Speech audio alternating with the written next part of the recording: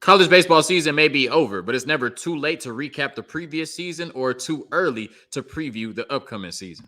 You are Locked On Longhorns, your daily podcast on the Texas Longhorns. Part of the Locked On Podcast Network, your team every day.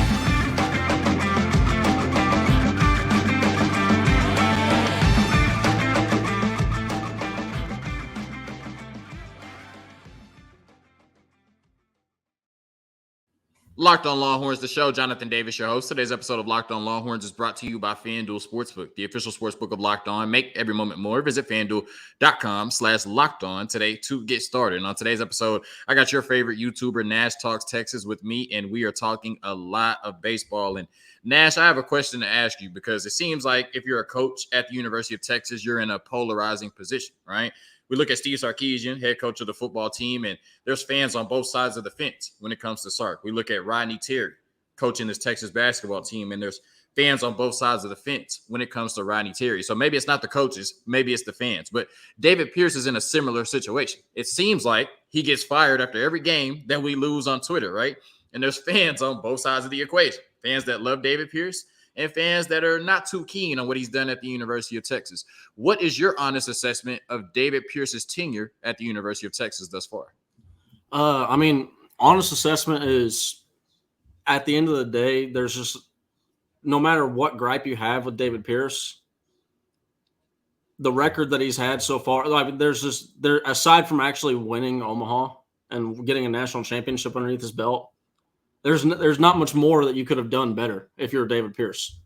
They always talk about, you don't want to, you never want to be the guy after the guy, right?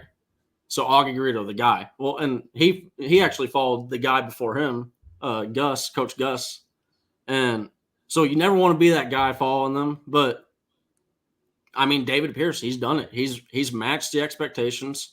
We're a team that's either consistently in the race to go to Omaha, like you saw this last year. We were one inning away from going to Omaha at, a freak play, really.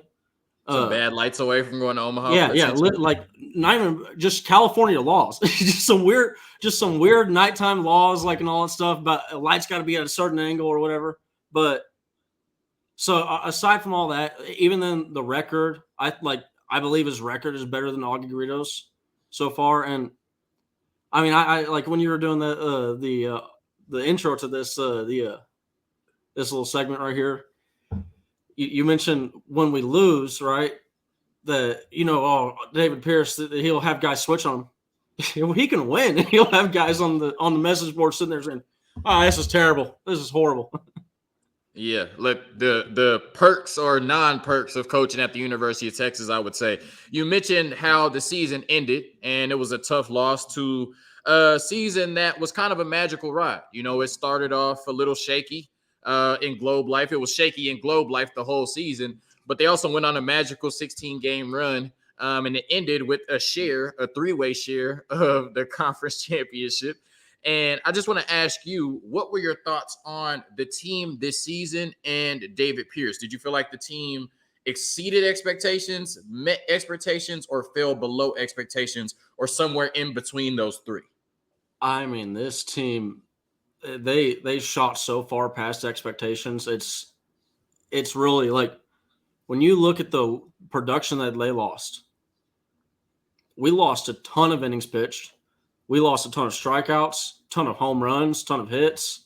Just you name it, we lost it. And so it was like there was a lot of people that they were like, Texas, no shot to Omaha this year. They've just lost too much. There's too many question marks, and at the end of the day, this is a special team. Like this will always forever be one of my favorite teams for Texas, just because. Like I said, how they lost all that. They were like, I said in the early season, I was like, this could be a top 25 team or they could be a not top 25 team. It just depends on where it goes. But at the end of the day, this team, they're going to stand in the record books forever at the Texas Longhorn record books. They had a 16-game win streak. That's one of the longest win streaks in the history of the program. You mentioned Arlington. I don't ever want to play there ever again. it wasn't Shout just out to that's not just this AL. season. Yeah, I just want That to say is shout out a the division leading Rangers, though. You know what I mean? hey Globe Life Field, but go ahead. Yeah, Rangers. I also got to shout out my Stros. I know I'm one of those weird fans that's a fan of the Rangers and Astros. I know y'all are sitting there. there are a lot of people that are going, "What the hell's happened?" But yes, but yeah. End of the day, I mean, just a special season. Like you saw, Dylan Campbell. He had a 38 game hit streak, longest by far. I believe the longest before that was 24 hits in a row, like games in a row. I mean, just it was an amazing streak. And then it could have been a little bit longer. There was one game that was like he had like 7 game hit streak, and then he had one game where he didn't have a hit, and then he went on his 38 game streak. But so I mean, just there's so many there's so many places that you can point to an amazing thing that happened. And yeah, it was a really, at the end of the day, I think the word to describe, if you had to use one word, is special. It was just a special season. Give me 2 MVPs from the team this year. Give me one on the pitching staff and give me one as a position player. 2 MVPs that you think were 2 of the biggest, if not the biggest reasons that this Texas baseball team found success in what most people thought would be a down year for the program. I mean, that's probably, I mean, it's easy for me. Dylan Campbell, obviously, on the defense and offense. I mean, you look at he could have had no defense or no offense and still gotten the MVP on the non-pitching side. You saw the plays in Miami. I mean, just the cannon was on show all the time. It was awesome. And then you got the pitching award. Who else to choose than Lucas Gordon? I mean, if there was one guy that's just been a steady presence for the pitching staff throughout the year, it was Lucas. And that was, you look at some of the bullpen issues that we had towards the middle of the season. I mean, we really, really relied on Lucas. Yeah, obviously very happy for Luke G headed to the White Sox. I wish he was coming back to the University of Texas, but, definitely can't wait to see him on the South Side. As a Texas fan, what was the play or moment this year that you'll remember most from this season outside of the last play that the season ended on? But what was the most, in a good way, memorable play or moment from the Texas Longhorns this season for you? It has to be the DC.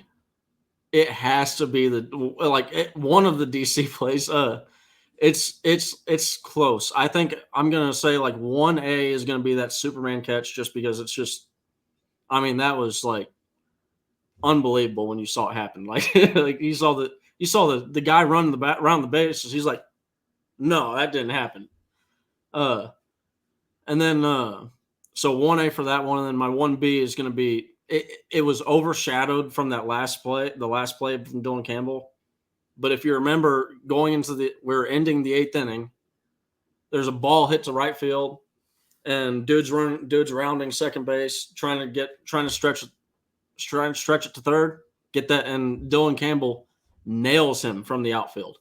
Just an absolute dart, missile, whatever word you want to use to describe it. Yeah, I mean, I just, those plays I don't think I'm ever going to forget. Yeah, definitely 2 great plays from the Longhorns this year. I'm going to go with the Porter Brown double play. He catches the ball in the outfield and then gets the outfield assist against his former team, TCU, to win that game on the defensive side. So that's definitely the moment of the year for me for this Texas baseball team. A quick word from our sponsors, and then we're going to start to preview next season for the Texas Longhorns baseball team. For a championship team, it's all about making sure every player is a perfect fit. It's the same when it comes to your vehicle. Every part needs to fit just right. So the next time you need parts and accessories, head to eBay Motors. With eBay Guaranteed Fit, you can be sure every part you need fits right the first time around. Just add your ride to My Garage and look for the green check to know the part will fit or your money back. Because just like in sports, confidence is the name of the game when you shop on eBay Motors. And with over 122 million parts to choose from, you'll be back in the game in no time. After all, it's easy to bring home a win when the right parts are guaranteed. So get the right parts, the right fit, and the right prices on ebaymotors.com. Let's ride. eBay, guaranteed fit only, available to U.S. customers, eligible items only, exclusions apply. So, Nash, there's a lot of excitement about this 2024 Texas baseball team. We've gotten a lot of really good news over the last few weeks. Before we talk about some of the players from last year's team returning and some of the new players that are going to be headed to the roster, I want to talk about the director of player development, Troy Tulowitzki, because a lot of people are excited about that move. What does that move mean to you in this Texas baseball program? I mean, this is a massive move. And I mean, there was some rumblings, some rumors about David Pierce maybe, clashing a little bit with and I don't know if clashing is the right word, but there's a little bit of stubbornness maybe from the rumors that were going around on with Troy Tulowitzki. And I'm not sure exactly, how truthful those are, but at the end of the day, Troy Tulowitzki's back, so that has to quell some of those rumors, at least a little bit. And man, this is a massive move. I mean, this is a guy that had he been at Texas, there's, maybe we land Paul Skeens, maybe we have a chance to keep him on, we land him over LSU. It's just he's a guy that he has so much pull with players because they trust him. I mean, this is a guy that when you talk about specifically player development too, if you're a baseball player, like everybody our age and a little bit, unless you're just now born, you know who Troy Tulowitzki is, right? That's like, he was honestly the Jeter after Jeter, And when you talk about like shortstop names, that's the top of the line. Once Jeter left, it was Troy.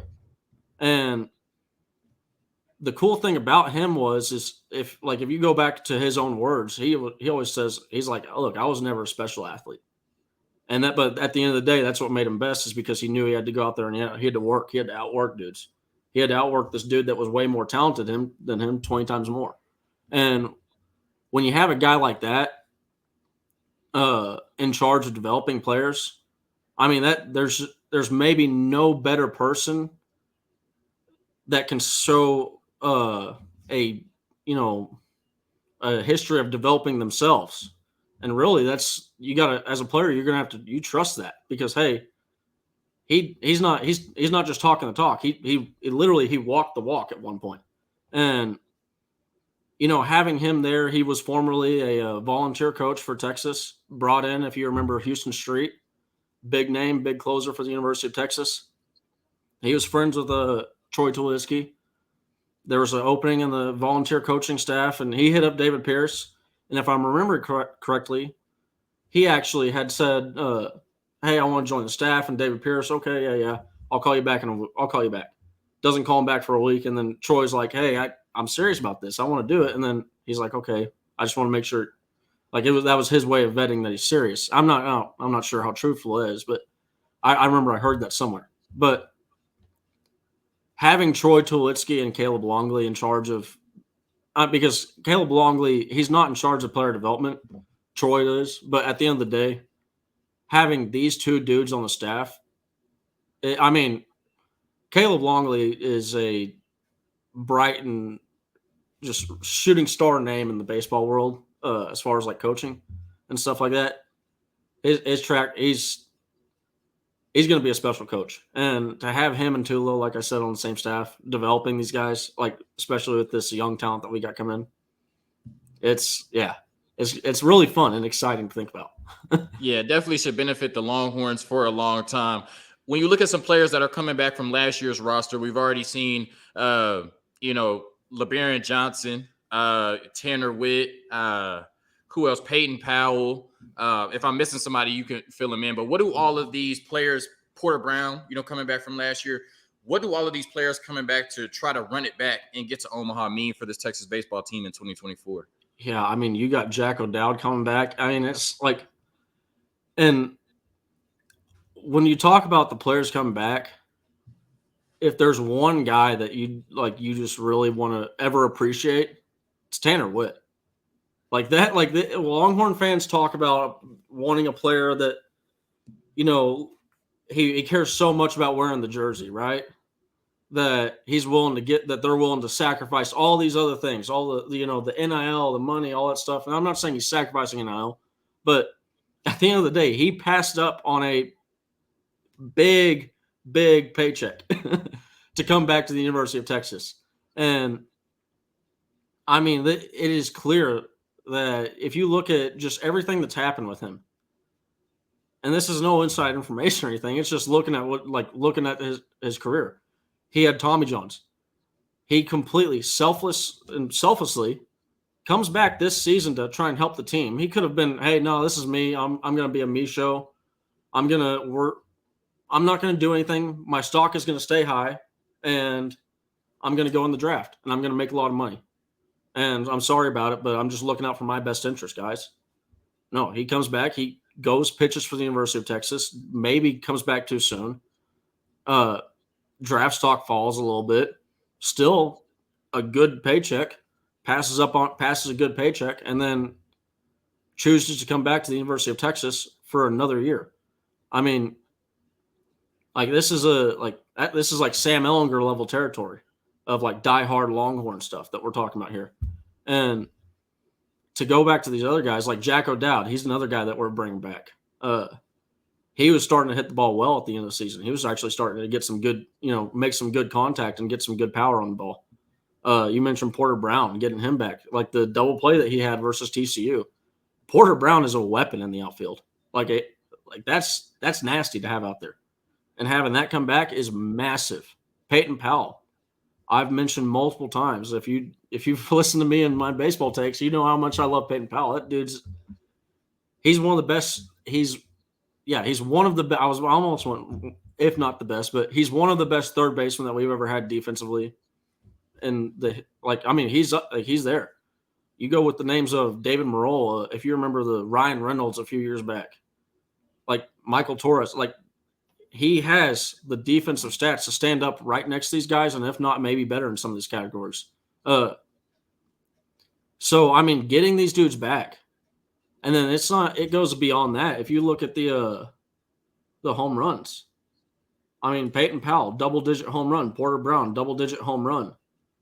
It's like we lost a lot earlier, and I talked about that.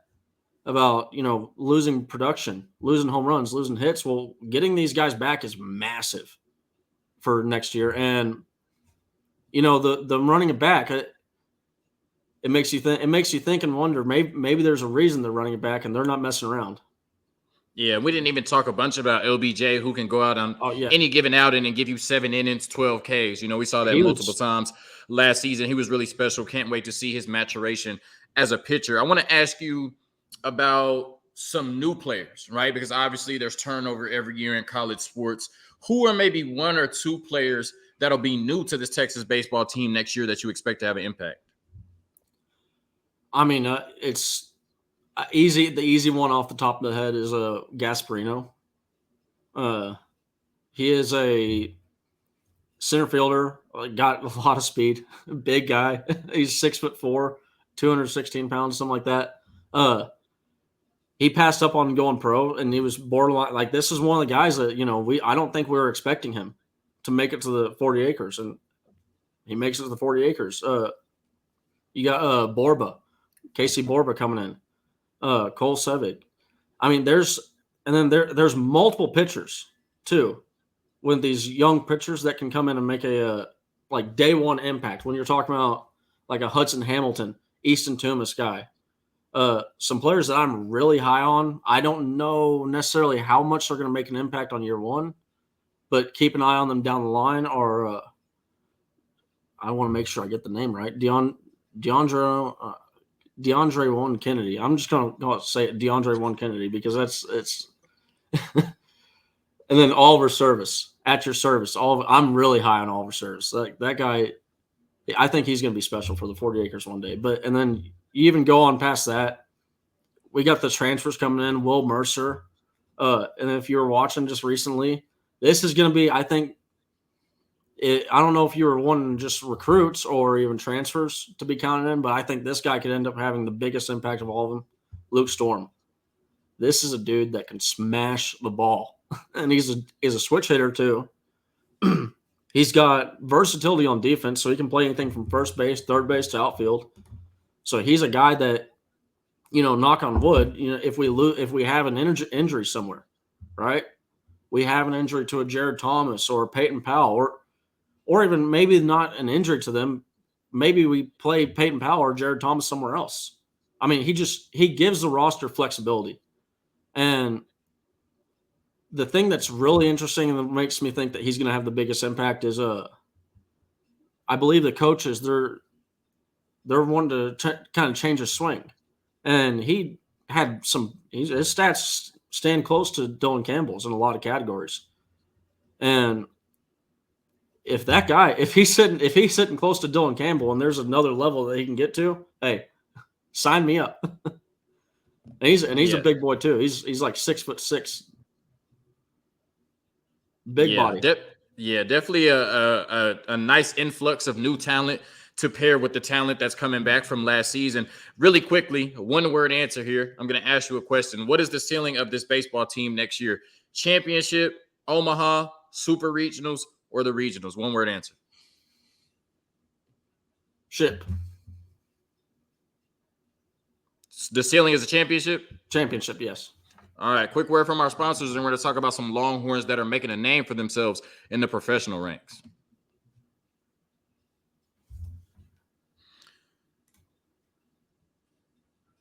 So I'm not sure if he is still leading the majors or the National League in ERA, but Bryce Elder is having a really good season for the best team in baseball, the Atlanta Braves, but he is not the only former Longhorn that is doing some really good things in the professional ranks, whether it's the majors or the minors. So just talk to us about some former Longhorns that are doing some really good things, like I said, whether it's at the AA, AAA, or in the show level.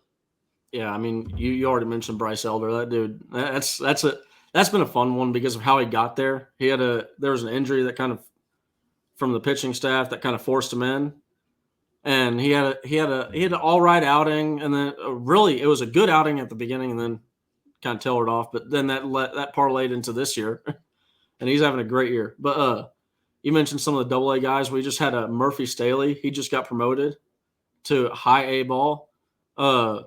Silas Ardwan, he's been doing well.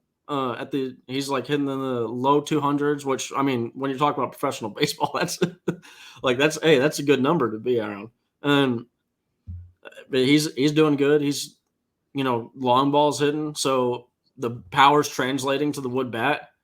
And speaking of power translating to the wood bat, if there's one Longhorn that's doing well in the pros right now, who else than Ivan Melendez? I mean, that dude is. I think his like OPS right now on the AA circuit is 2.083, which is just absurd to think about. He's hit a home run in every single AA game he's played so far. So this is just we're seeing stuff that we've never seen from.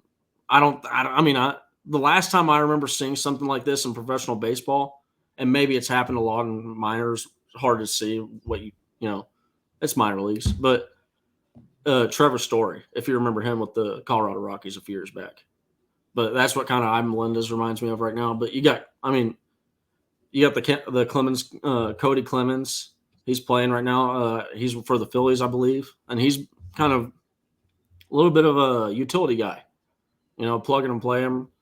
David Hamilton, he got his MLB debut this year, and he hey, that speed killed immediately. He got around the bases, got in real fast. It just a lot of good names. I don't want to forget anybody. You got Skylar Messenger's doing well right now. Mike Antico, that's another name that's doing well. Blair Henley's doing well. I believe he's in the AAA circuit right now. Nolan Kingham. I mean, it's just the Longhorns they're eating right now. They're moving up, and that's at the end of the day. It's minor. It's that long, slow grind. But as long as you keep moving up, just keep inching forward. Now, I don't think that long, slow grind is going to apply for Ivan Melendez. Yeah, it's good to see, our forever Longhorns doing well in, the AA, the AAA, and in the majors. And hopefully, we can add some new names to that, maybe Dylan Campbell and Lucas Gordon pretty soon. Thank you. To my brother Nash for coming on, one of the biggest Texas baseball fans I know, for giving us the gospel on last season, this upcoming season, and what's going on at the professional ranks. Nash, please let them know where they can find you and all of your content and maybe some things that you're working on for this football season or just period coming up in the future. Yeah, if you want to find me, you can find me at Nash Talks Texas on YouTube. One thing that's changed is my the game clips and all that stuff. That's moved to a different channel. So if you want to find that, it's going to be Texas Clips, just Texas and Clips. And if you have trouble finding that, you can go to my YouTube page, and on my homepage, it's right there on the bottom, a link to it. But yeah, man, it's been really fun. Looking forward to this season, the next season, and I really appreciate you. Yeah, for sure. You heard that. If you want to catch every football game this season from your favorite football team, the Texas Longhorns, the full game with no commercials, Texas Clips on YouTube, courtesy of Nash Talks Texas. Hook 'em. Peace.